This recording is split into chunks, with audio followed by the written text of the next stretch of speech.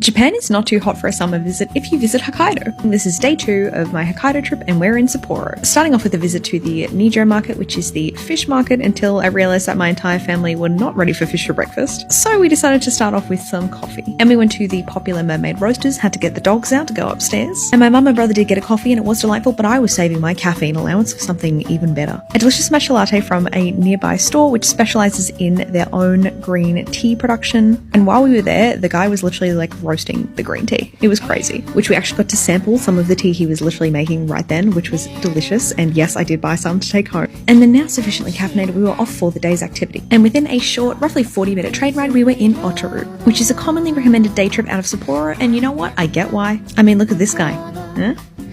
Oh, of course. And if you are like me, a sweet treat enjoyer, you should definitely go to Latao. It's very famous in Hokkaido. Technically it is in Sydney now, but it's not quite the same. They had several locations in Otaru. We just went to the first one we came across and I ordered a selection of their delicious cheesy treats. And honestly, dream scenario for me, if I'm being real. I'm extremely lactose tolerant, so I was having a great time. Picked up a couple of treats to take home because I do believe some of the best souvenirs are edible souvenirs. And then we just had a delightful little walkie around the town. Otaru is famous for their canals and also their like blown glass and craftware. It kind of gives like a Venice-y type vibe.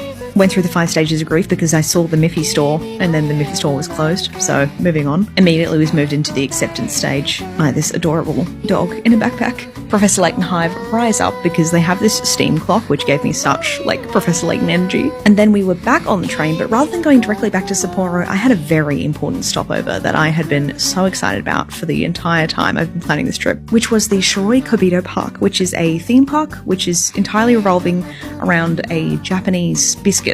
Specifically a little langue de chat biscuit with some white chocolate sandwich between it. Yeah, I told you I'm a dessert enthusiast. I take this seriously.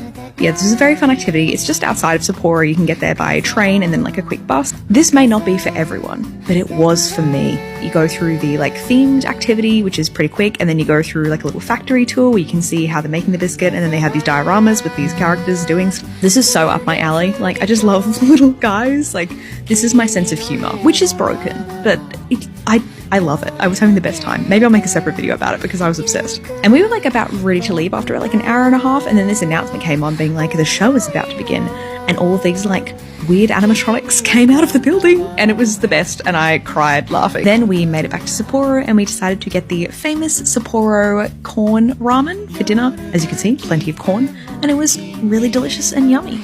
Sad to be leaving Sapporo, but we are headed on a road trip around the rest of Hokkaido, so I'm sure more weird vibes to come.